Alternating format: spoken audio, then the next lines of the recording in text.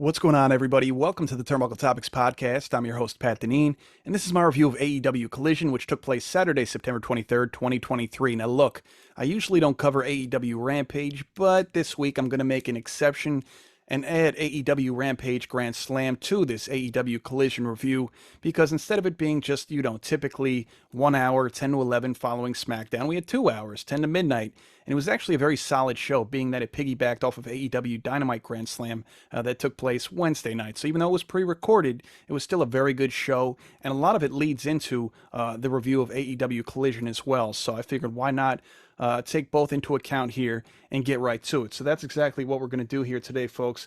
Now, Rampage Grand Slam, again, was at Arthur Ashe Stadium, much like AEW Dynamite last week, and in Queens, New York.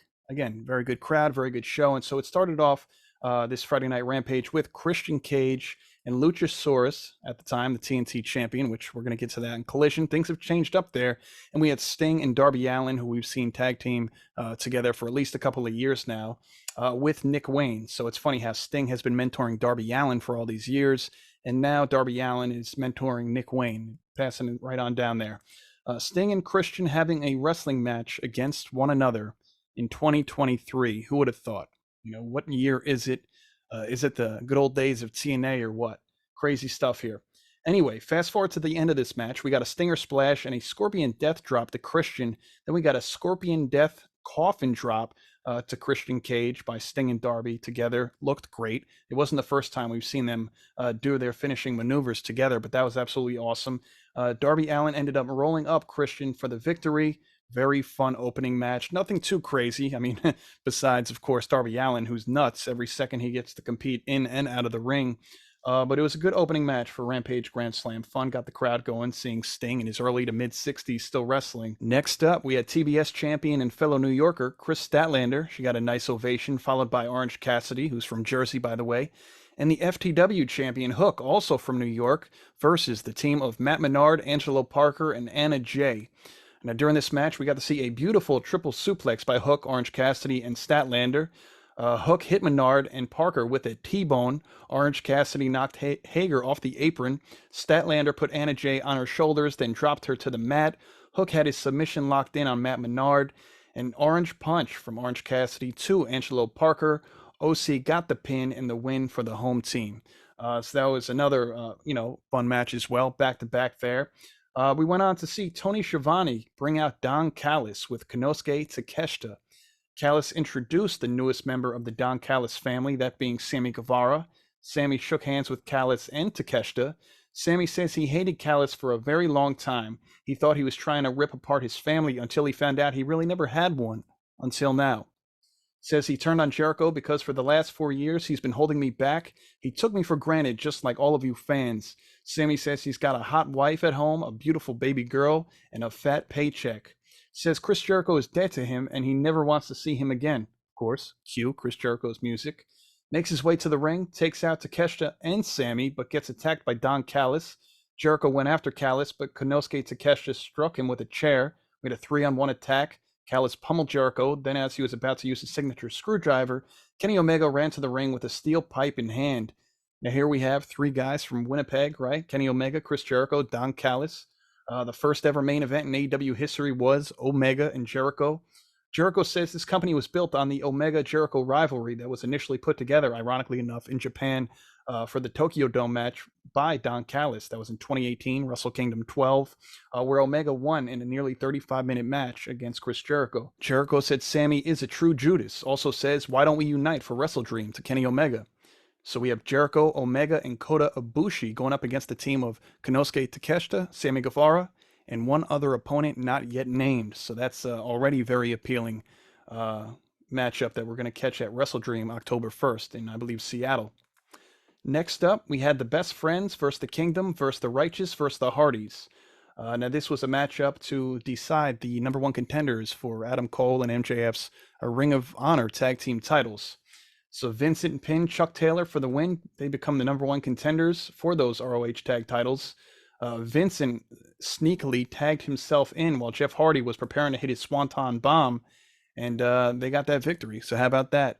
I do enjoy the Righteous, I gotta say, and their eerie theme song, their entrance theme that I got to witness live in Trenton, New Jersey in July at Death Before Dishonor. Is really cool, I got to say. Definitely those Wyatt family vibes that I'm totally here for. Next up, we got to see the Impractical Jokers in attendance. Q and Sal, they were seen prior to the match. The Dark Order, Evil Uno, Alex Reynolds, and John Silver versed the Acclaimed and Billy Gunn, aka Daddy Ass, for their Trios Championships. Now, this time last year at Dynamite Grand Slam, the Acclaimed defeated Swerve and Keith Lee in a rematch from All Out just a few weeks prior for those AEW Tag Team titles. The match was not as great at Grand Slam as it was at All Out. If you remember, their match at All Out last year blew the roof off the building, was phenomenal. However, but the outcome was more important at Grand Slam. That's all that mattered last year, winning those tag team titles. Big celebration with Billy Gunn and such. That was cool. So jumping to late in this match, Evil Uno hit Caster with the title belt in hopes of Reynolds getting the pin, but Max Caster kicked out shortly thereafter. Bowens ends up pinning Reynolds. They retained. Decent match. You know, it was cool. Moving to the women's match here. Now we have Sky Blue versus Julia Hart. Julia Hart came out with Brody King of the House of Black, as she typically does. Now these two women right here, easily the future of the AEW women's division. I'll just start off by saying the improvement of both of these women in the last couple of years has been very significant. Made huge strides since they started with the company just a couple of years ago. Sky Blue, 23 years old. She'll be 24 in October. Julia Hart, only 21. She'll be 22 in November. I'm looking forward to the day when Sky Blue turns heel. I got to be honest. I'm kind of getting that vibe, that edge from her, that she's not just happy to be here, happy-go-lucky. I'm starting to sense that attitude and viciousness in her, similar to that we eventually saw from Julia, right? Julia Hart. It worked wonders for her last year, leaving the Varsity Blondes in the whole cheerleader gimmick. Joining the House of Black worked out great. I mean, we could honestly say from the Varsity Blondes, she's garnered the most success by far. Brian Pillman Jr. He left AEW or didn't resign, whatever. I heard it was said that he signed with NXT, I believe, a couple of weeks ago. And Griff Garrison, he's been shown since he returned from his injury, obviously in singles lately on Ring of Honor, since he lost his tag team partner. And so that's pretty much been that. But she's been a great addition to the House of Black without question. Again, it was worked out great for her.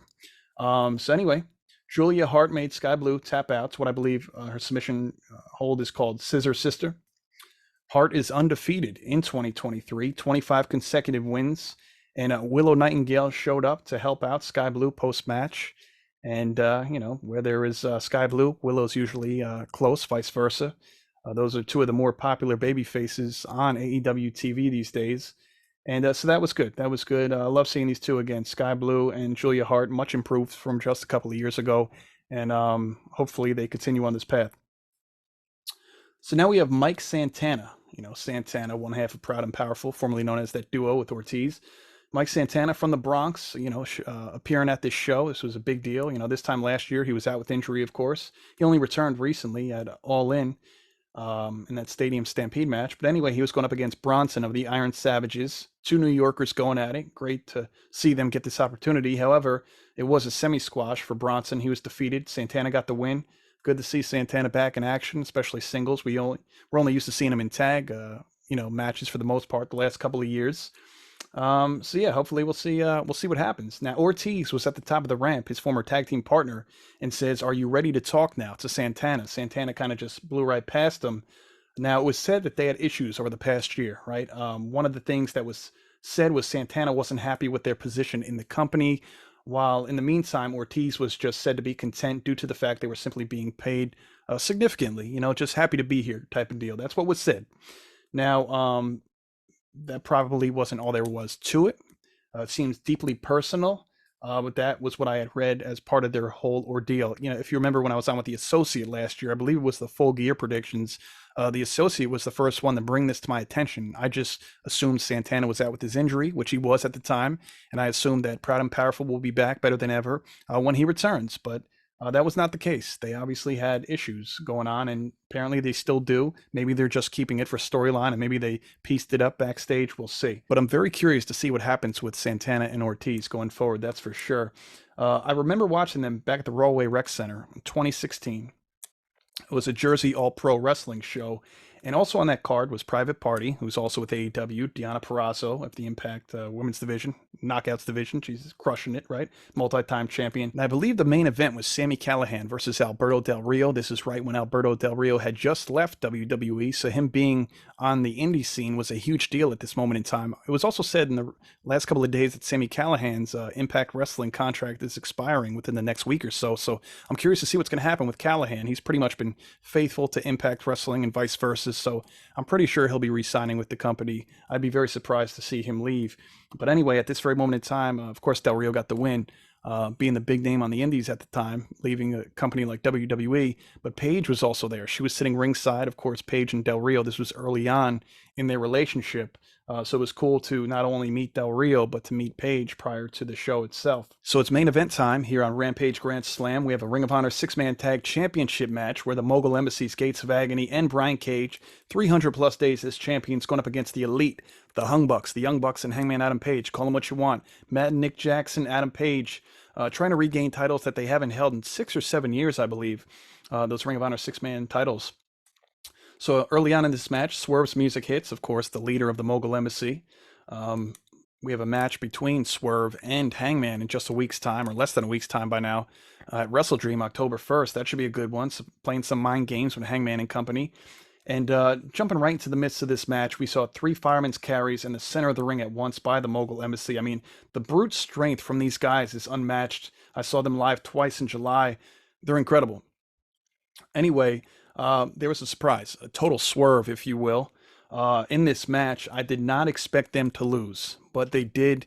Still wasn't crazy about the decision as much as I enjoy the Elite, the Young Bucks, Adam Page. I thought their reign should have continued. I really like this team of the Mogul Embassy, Gates of Agony, and Brian Cage. These three are just massive and massively talented at the same time. So, of course, Adam Page ended up pinning Brian Cage to become the new champions, although, as many people pointed out on Twitter and social media after the match, Cage's shoulders weren't actually down when he was pinned. So, obviously booked to win, but was he actually pinned down? No. And listen, have you seen the size of Brian Cage's shoulders, to give Adam Page a break there and the referee? I mean, I don't think even if you try, you could get that man down. Maybe tap him out in submission. That still would even be hard to do, right? But look, the new Ring of Honor 6-man champions, Adam Page and the Bucks. This is their second reign with these titles. Last time was, in fact, in 2017. And again, I wasn't crazy about this. I would have liked to see the Mogul Embassy continue on as champs. But I guess, notable win in a stadium in New York, perhaps arguably the biggest Dynamite of the year, is Grand Slam pretty much. So that was that. And again, we get Adam Page and Swerve at WrestleDream October 1st. I'm really hoping Swerve wins that. He hasn't been booked for many pay-per-views, and to be honest, I think he needs it from a booking standpoint to get a victory. Will he cheat, or somebody from the Mogul Embassy come out? It's very likely. Does he need to cheat? No, but could I see it happening? Absolutely. So that was my review of AEW Rampage Grand Slam. Pretty solid show, as you either saw or heard from me, or both. So let's just jump into this review of AEW Collision right now. It's at the Van Andel Arena in Grand Rapids, Michigan. Started off with a 3-way TNT Championship match, no disqualification, where we saw current TNT champion Luchasaurus in this match, as well as Christian Cage, who actually has been wearing the belt since day one, you could say. It's either over his shoulder, around his waist, backstage interviews, going to the ring. Christian Cage pretty much confiscated it and wears it as his very own. And Luchasaurus is pretty much there as the muscle or security, what have you. The third member of this match was Darby Allin. Now, this match starts off with Christian leaving the ring. Luchasaurus and Darby were facing off, eventually became a 2-on-1 handicap match, which you would believe to be so, with Luchasaurus and Christian being a duo. Darby Allin hit a coffin drop to both competitors near the commentary desk. Now, later on in this match, Luchasaurus picked up the TNT title for what was said to be the very first time in the center of the ring. This was after Christian attempted to hit Darby with it and missed. So was this his first time holding the title? Perhaps, because Christian, again, took it since day one, took ownership of it, and so on. Now, after Darby had Luchasaurus down and ready to pin after hitting him with the title belt, Christian tossed Darby out of the ring, pinned Luchasaurus, and officially became the TNT champion. So now he has every right to walk around with that title around his waist, over his shoulder, wherever he would like, because Christian now is the rightful owner of the TNT Championship officially. Now, post-match, Christian hugged Luchasaurus, and he raised Christian's hand in victory, reluctantly. Luchasaurus put Christian on his shoulders. I thought he might be taking him to the mat, but that wasn't the case. I feel like one day that's what will happen, but we'll see. So the show started off with a title change. We come to find out that Christian Cage will take on Darby Allin for the TNT Championship on Sunday, October 1st at WrestleDream. Now, Don Callis, Konosuke Takeshita, and Sammy Guevara are backstage. Don Callis went on to say their third man for WrestleDream to go up against Kenny Omega, Chris Jericho, and of course Kota Ibushi will be none other than Will Ospreay. Now, Callis went on to say that their third man beat Kenny Omega and Chris Jericho both in the span of 2 months, and that's going to be a very good match. Six very, very talented men. That's an understatement. So this is one at this very moment in time. This match I'm looking forward to the most as far as this WrestleDream card is coming along in the coming days. After this, we have Matt Menard, Angelo Parker, and Jake Hager and Anna Jay, basically the remaining members of the JAS, going up against Hook and RVD. Now, the cool thing about this, as Taz posted, of course, Hook being Taz's son, was 25 years ago. There was a side-by-side picture on Twitter, I believe it was. 25 years ago, there's a picture of RVD next to Taz during their ECW days. And then there was a picture of RVD next to his son Hook. I forget what he wrote for the caption, but it was just amazing to simply see this picture. Like, wow, like RVD, you know, what he way past his prime. We all know that. But what an amazing thing to see, especially being Taz, right? Doing commentary for AEW and then getting to watch this damn near ringside. Seeing your son team up with somebody you teamed with over the years and fought over the years. I just thought that was pretty incredible, nostalgic and such. Anyway, the team of Hook and RVD took on Matt Menard and Angelo Parker. Rob Van Dam making his Collision debut. I think it's been a couple months since RVD made his initial debut with the company. He had been seen on Dynamite and such. So early on, RVD received the "You Still Got It" chant from the crowd, which was nice to hear. RVD hit his signature frog splash on Matt Menard to get them the win. This was all the while Hook had Angelo Parker locked in his Red Rum submission hold. So it's a fun match. It was good for what it was worth. And moving right along here to a video package where Eddie Kingston says he is putting both of his titles on the line at WrestleDream against Katsuyori Shibata at WrestleDream October 1st. Eddie is the New Japan Pro Wrestling Strong Openweight Champion. And as of this past Wednesday, when he beat Claudio in Queens, New York, Arthur Ashe Stadium, he's now the Ring of Honor World Champion, going up against Shibata, who's been the Ring of Honor Pure Champion for some time as well. That should be a very good match. And while we're on the topic here, there's a few things I'd like to discuss while we're at it with Eddie Kingston. The first thing I'd like to discuss regarding Eddie was something really cool we found out via Sports Illustrated. So Eddie Kingston talks about when the pandemic hit, I was doing a 3-month tour in the UK. I had to pay like $1,800 to get home before they shut down. There were no indie shows, but I still had to pay my mortgage. I started selling my boots, gear, pictures, whatever I could. My career, it was over. I was ready to get a job outside of wrestling. I was at the door of leaving the business, but I did one indie show. Then I fought Cody Rhodes. I got the contract in AEW, and look where we are now. I still cannot believe it. So that is pretty amazing to hear, right? How close he was to his time being up in pro wrestling. Nobody knew what the hell was going on when COVID hit. A lot of people's lives were changed to this very day because of it, and I'm glad to see his was saved. Cody helped out a lot of people, man. Cody helped out a lot, got them on their feet, got them opportunities in wrestling, even if it wasn't a full-time contract with AEW like Kingston, whether it was opportunities on Dark or Dark Elevation or whatever, just getting them tryouts. He did a lot of good for that company before leaving, that's for sure. Now, Eddie Kingston also put up this post recently over the weekend. He said, due to being New Japan Pro Wrestling Strong Openweight and Ring of Honor Champion, I have to come to the hard decision that I will have to stop doing independent bookings on the side outside of AEW and Ring of Honor, of course. He's dealing with a lower back injury right now that I need to get fixed and will, he put in quotes or in parentheses. And so I can be ready for all New Japan Pro Wrestling Strong shows and all 3 AEW shows. When my responsibilities as New Japan Pro Wrestling and ROH champion is over, I will hopefully be able to do independence again. I apologize to all, but I just need to focus. My body needs to be ready for those shows. I mean, rightfully so, right? I mean, you're with WWE and you don't even have those opportunities to do indies on the weekend or your days off from, main roster or company stuff. So I'm still surprised that Tony Khan allows people of that magnitude or caliber to do indie bookings, as Moxley does numerous times. And Moxley is one of the faces, has been the lifeblood of AEW for quite some time. So I think Khan's gonna TK's gonna have to come up with that decision eventually to stop that, at least for your heavy hitters, your reliable ones and stuff like that. I get it; it's another paycheck, it's people's money you're talking about here. But hey, look, if you're paying them well enough for AEW or Ring of Honor, that shouldn't even be a factor. I could see if you just barely brought to the company and you're making ends meet. It's like, hey, you know what? You're not doing much TV right now. You're only working house shows or whatever. Go get some extra money on the indies and continue to make a name for yourself. That's different. But when you're Kingston, you're Moxley, I feel as if you're established and you're holding titles, right? So they need to figure that out, I think, sooner than later. Now, heading back to Collision, there was a backstage segment where the Kingdom's Matt Taven and Mike Bennett challenged the Best Friends to a match.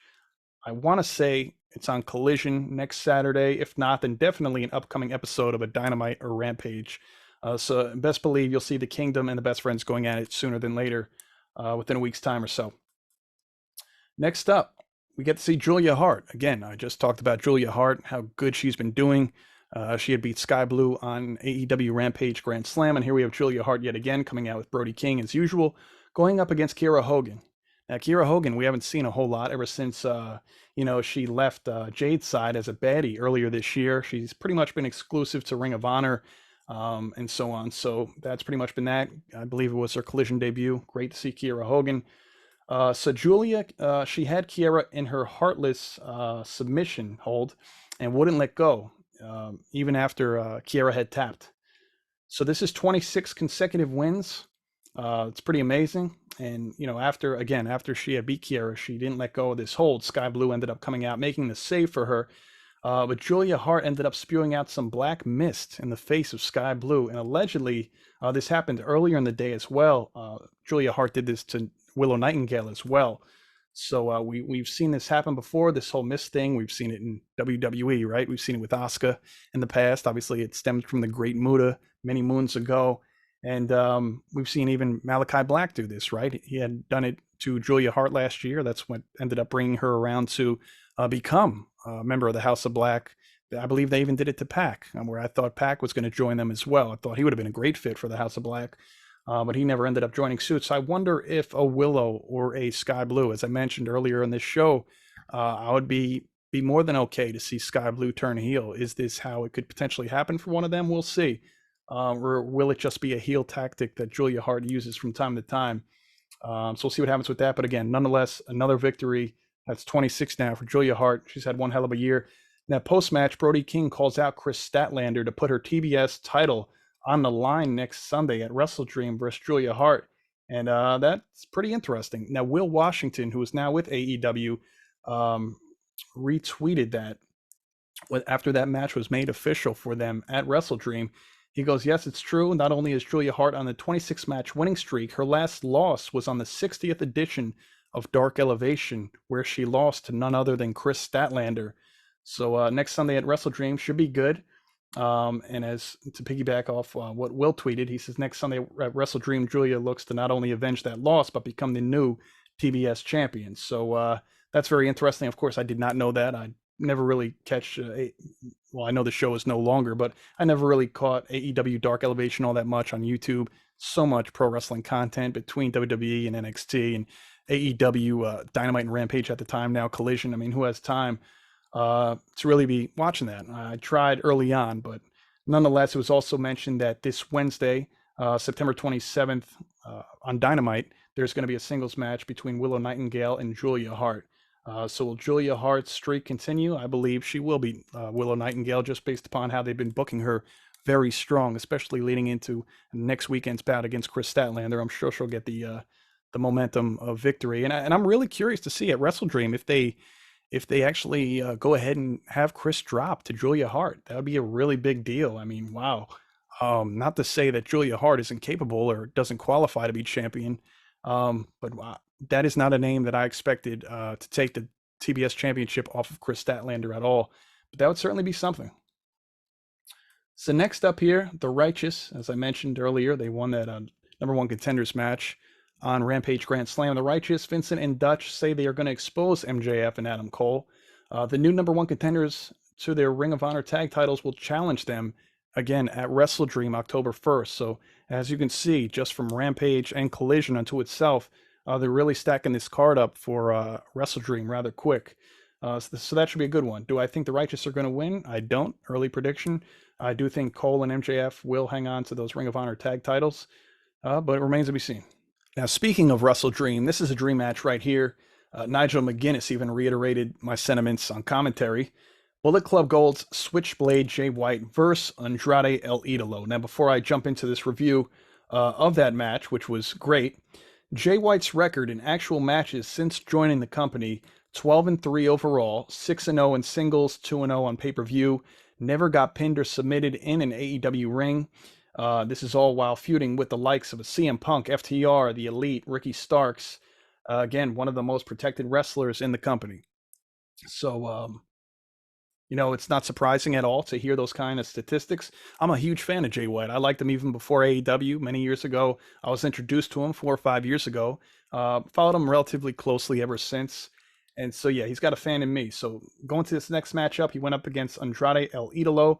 This is the first meeting between the two. Great back and forth. Saw an amazing moonsault by Andrade to all members of Bullet Club Gold from the top rope to the outside. Andrade nearly put White away after his hammerlock DDT, but Juice Robinson put White's foot on the bottom rope to stop the count.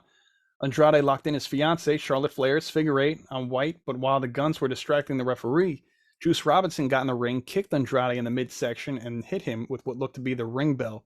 Now, Jay White took full advantage and hit a Blade Runner on Andrade to get the pinfall victory. So you could add one more to that record of Jay White in singles competition that I had just mentioned. Again, strength in numbers, group effort here. Bullet Club Gold, they're hard to defeat. I mean, a guy like Jay White is talented on his own, but with the help of them, I mean, hey, look, sky's the limit for him. I think he'll be seeing gold sooner than later. That's for sure. I mean, it's in the name, Bullet Club Gold. So that was good, very good match. I hope to see Andrade and Jay White have a rematch in the very near future. So back to Santana and Ortiz, who I discussed, formerly known as Proud and Powerful, great tag team. They should have won gold at least twice over since they've been in AEW. I don't know how Ortiz feels about that, but if you ask Santana, I guarantee he says they should have, especially when they were part of the inner circle with Chris Jericho. And so, continuing from what was said on AEW Rampage Grand Slam between the two, Ortiz says his former tag team partner Mike Santana did what he always done for the last 14 years, joined him for a return match at All In, and then used me and went his own way afterwards. Ortiz tried to talk things out with Santana at Rampage, Grand Slam, as I mentioned, but to no avail. Ortiz said Santana does what he always does. He runs from his problems, and he says, you're not going to be able to run much longer. Went on to call him even a keyboard warrior. So for the past year, like I mentioned earlier on in the review, it was said that they had some real-life beef, some kind of issues from AEW. Who knows how deep this went, but it had to be pretty serious if they didn't want to tag anymore. They've been a tag team for over a decade pretty much, and so I'm really curious to what's going to happen with that. I thought Santana might not even return to AEW. It was said he was done with the company due to concerns of how he was booked on AEW TV. So after this segment, Santana went and tweeted "used you" in capital letters. What do you mean used you? He goes, my man, you better get it together. Ask your boss, who's the one who had to be talked to into going to Wembley in the first place. And then he goes, F out of here at the bottom of the tweet. So he didn't waste any time getting on the keyboard. Not going to call him a keyboard warrior by any stretch. That's Ortiz's 2 cents. But he did get right on Twitter and say that. So referring to their All In show just a month ago. So we'll see where that leads. That feud's getting juicier by the moment. Now backstage, Shane Taylor calls out Keith Lee. This is a Ring of Honor type of deal here. Shane Taylor was alongside Lee Moriarty. I guess he's joined him in the recent past, being that the firm is no longer with Ethan Page and Lee Moriarty and Big Bill. Big Bill's been with Ricky Starks the last month or two. Anyway, Shane Taylor says before he goes one-on-one with Keith Lee that his sidekick Lee Moriarty will face Keith Lee. I'm assuming on the next episode of Ring of Honor, maybe this Thursday or something like that, Lee versus Lee. But I'm not quite sure when that's going to happen. Anyway, I want to move to this FTR bit. Aussie Open are ringside for this match between the WorkHorsemen and FTR. Now, Aussie Open will face FTR at Wrestle Dream. I believe it was said initially that the AEW World Tag Team Championships that FTR hold will not be on the line. Not sure as to why. Didn't make much sense, but at the end of this bit here, it will make sense. I don't know what the holdup was, but anyway, the WorkHorsemen, they consist of Anthony Henry and JD Drake. Again, I saw them perform at Death Before Dishonor, Ring of Honor's latest pay-per-view in July. They are very good. Regardless what many think of them, many may say they're jobbers, but they're much more than that, in my opinion. Now, we had a couple close calls for FTR during this match, surprisingly so, including a moonsault from JD Drake to Dax Harwood, which popped the crowd. They were big on that one. He also did that very same moonsault at the Ring of Honor show. However, shortly thereafter, Harwood was able to make JD Drake tap to what I believe was the sharpshooter. And after that, the two teams met in the ring. Aussie Open made their way in the ring. Brief back and forth segment on the mic, and it was made official. It was made official that the AEW World Tag Team Championships will, in fact, be defended at Wrestle Dream on the 1st. So I'm glad that was made. That decision, I don't see why it wasn't made from the jump, but it's a pay-per-view. Why the hell aren't we, defending the tag team titles? Come on. Anyway, moving on here, Lexi Nair. Lexi Nair was interviewing, formerly known as Lana, CJ Perry, making her Collision debut. We saw her debut to AEW television a few weeks ago at AEW All Out in Chicago. Now, she says her husband, Miro, formerly known as Rusev, has lost his way. Miro then showed up backstage and says his temptation is her, but her temptation are the camera and the bright lights. CJ tells Miro it's what makes her feel alive, but you take your path and I'll take mine. She goes, just one thing. Don't put your hands on any of my clients or future people that I have to manage. Very interesting. So she's not just going to initially jump to being the valet or manager for her husband, Miro. She's going to go with others, which I'm okay with. I haven't compiled a list in my mind just yet who I would like to see her manage, whether it's singles wrestlers or tag team, men or women. But I'm going to have to compile that in the next couple of days, and I'll let you guys know. I'll come up with 3 or 4 people who I think she would make a great addition to be with. Hell, maybe in a few months time, rather, Dolph Ziggler, who we all think will be in AEW. Maybe she'll manage Dolph once again. Nick Nemeth, as she did 7-8 years ago when her and Rusev initially split, and Summer Rae was Rusev's valet for the time, and Lana was Dolph. So maybe they'll rekindle an old flame there. That'd be a lot of fun. But I'm glad they acknowledged the real life couple on TV, and I'm okay with them doing their own things separately. I think that's good. She'll eventually make her way back to him, but there's no need to rush it. I really think it's best and healthiest for them to do their own thing. Main event time. We had a Texas death match. The American Dragon versus the Absolute. Bryan Danielson versus Ricky Starks. Now, per usual, this kind of match is exhausting mentally, physically. Bryan was battered and bloodied throughout this match. Eventually, so was Starks. Nearly choked out with the steel chain, much like how Starks was choked out by Bryan just 3 weeks ago at All Out, where Bryan defeated Starks in Chicago.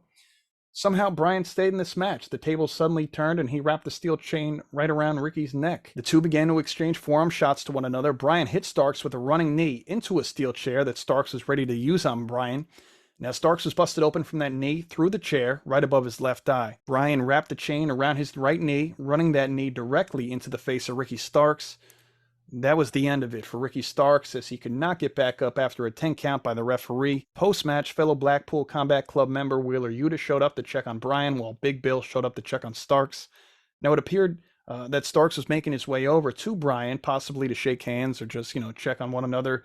But Wheeler was skeptical, and him and Big Bill began to have a shouting match back and forth. Maybe we'll see a match between Wheeler Yuta and Big Bill coming up, if it's not already booked. I can see that happening on Dynamite or Collision coming up. And that's what happened right before Collision went off air. Overall, good show. Solid AEW programming this past week, from Dynamite to Rampage to Collision. This is the first time in a very, very long time I could say that all 3 shows knocked it out the park. It's a very rare for me to say that. Hopefully they continue to get their storylines on par, which has been their Achilles heel, as we've known since day one. And it was good stuff. So let me see if I have anything else I want to discuss about in regards to AEW before we get out of here. 2 things, actually. I did see something in regards to AEW Dynamite Grand Slam that took place. The way that Sammy Guevara turned on Chris Jericho was actually the same way that Chris Jericho turned heel on Shawn Michaels many moons ago. I forget which show or event that was at.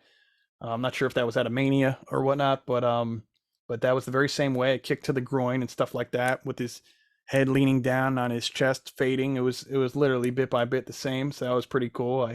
I like when they pay homage to older renditions and stuff, especially when the same people are involved. A la Chris Jericho being part of both of those. And another cool thing was Dax Harwood from FTR tweeted out the other day a picture of him and his tag team partner, Cash Wheeler, with Billy Gunn. Now they have a picture when they were in NXT with Billy Gunn, and then a picture from present day with Billy Gunn in AEW. So Dax goes on to say he was there at our first World Tag Team title reign and our 10th. I've learned more about tag team wrestling from this man than I did from anyone else. Never, in capital letters, think you know it all. Never, in capital letters, stop learning. Thanks, Billy. P.S. I almost didn't post this because he's so much taller. Billy Gunn is a huge individual. I actually have a picture with him from 6 or 7 years ago, and I look like a mere child next to him. It looks ridiculous. So that's pretty cool that, they have this photo that I'm looking at right now in front of me when they were first time NXT Tag Team Champions. I want to say roughly around 2016 with Billy Gunn when he was helping out with NXT and in the Performance Center. Then obviously all three of them now being in AEW, and now Billy not just having a backstage role, right? He not only is he with FTR, watching them enjoy their second reign as AEW World Tag Team Champions, 10th reign overall as a tag team champion, but he's also 1/3 of the AEW Trios champions with the Acclaimed. So it's pretty cool that they all hold gold at this very moment in time too. And all the best to all of them, man. It's really good to see people pick up their careers. Again, they all left WWE one way or another for different reasons, and I'm glad to see the reemergence of all of them, from the Revival to FTR, from badass Billy Gunn to daddy ass Billy Gunn, I guess you could say, now with the Acclaimed. So I think that's really cool. And as far as that's concerned, I believe that wraps up my coverage for AEW, Rampage Grand Slam, and of course, AEW Collision. So I want to thank each of you for tuning in to the Turnbuckle Topics podcast. I am your host, Pat Dineen, and I'll catch you next time. Thanks for listening.